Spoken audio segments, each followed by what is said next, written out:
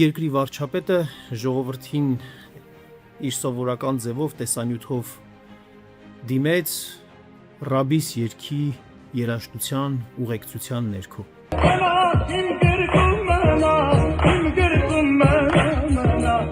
Ես որևէ խնդիր չունեմ այդ երգը կատարողի հետ, բայց ունեմ լուրջ հարցադրումներ երևույթի վերաբերյալ։ Երբ երկրի առաջին դեմքը ընտրում է այսպիսի երաժշտական ուղեկցություն, դրանով ոչ թե նա ժողովրդական է ուզում երևալ, այլ պետականության ու մշակույթի նշաձողի հարց է դնում։